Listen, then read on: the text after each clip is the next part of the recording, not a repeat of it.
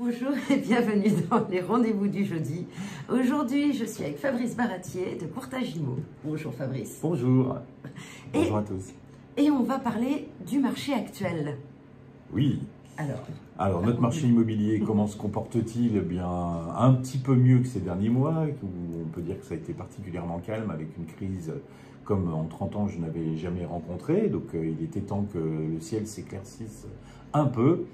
Et on a aujourd'hui une visibilité, on va dire, plus importante sur ce que seront les taux et le comportement des banques dans les mois à venir. Alors, première bonne nouvelle, les banques prêtent. C'était plus vraiment le cas dans les 6 derniers mois. On avait des établissements bancaires qui avaient fermé purement et simplement leurs offres ou réservé à leurs propres clients devant un assèchement des liquidités. Aujourd'hui, on retrouve un certain optimisme dans les objectifs bancaires de distribution de crédit qui vont nous permettre donc d'accompagner nos clients acquéreurs beaucoup plus facilement que dans les 6 derniers mois. Ça, c'est la première bonne nouvelle.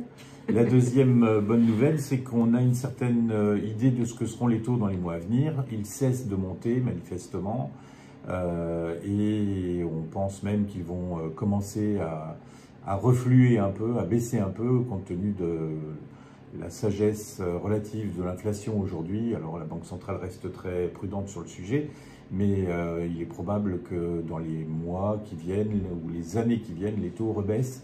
En tout cas, qu'ils cessent maintenant de monter. Les taux actuels?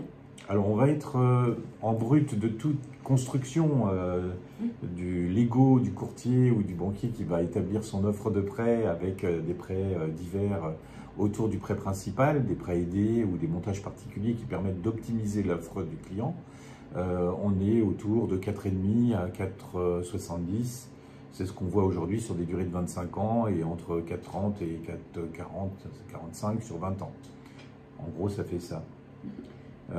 Pour autant, avec des prêts aidés, sur des primo-accédants notamment, là, il y a des vraies aides qui existent dans certains établissements bancaires et puis également par des prêts logements spécifiques et qui permettent de descendre le taux moyen. Là, j'ai par exemple ce matin rencontré des clients pour lesquels on arrive à faire un 3,45 fixe en taux moyen avec 3 lignes de crédit optimisées. Donc bon, il ne faut pas s'arrêter au taux affiché par la banque. On peut optimiser une offre et pas qu'un peu puisque ça permet de descendre le taux moyen de 1%. C'est pas neutre. C'est clair. Donc une visibilité, hein, oui. Donc, probablement une baisse des taux à l'avenir, ce qui nous fait une conjoncture plutôt favorable pour l'acquéreur. Ces deux bonnes nouvelles conjuguées, des banquiers qui prêtent et puis des taux qui cessent de monter, avec une idée que dans les années qui viennent, ils baisseront. Ça permet effectivement d'arriver sur un marché qui est difficile pour négocier donc, son prix d'achat. Donc les acquéreurs aujourd'hui sont plutôt en position de force pour négocier leur prix. Mais ça permet également de se dire que leur emprunt d'aujourd'hui ne ressemble pas forcément à ce qu'il sera demain. Il faudrait raisonner dans une certaine dynamique dans leur projet et se dire que probablement dans les 3-4 ans qui viennent, ils renégocieront leurs prêts avec un taux plus bas et gagneront donc ou en mensualité ou en durée. Et c'est pour ça que tu es là? Ben, toujours. On les accompagne jusqu'à la fin de leur crédit avec grand plaisir. Merci pour ton intervention. Bonne journée. Bonne journée. À bientôt. Au revoir.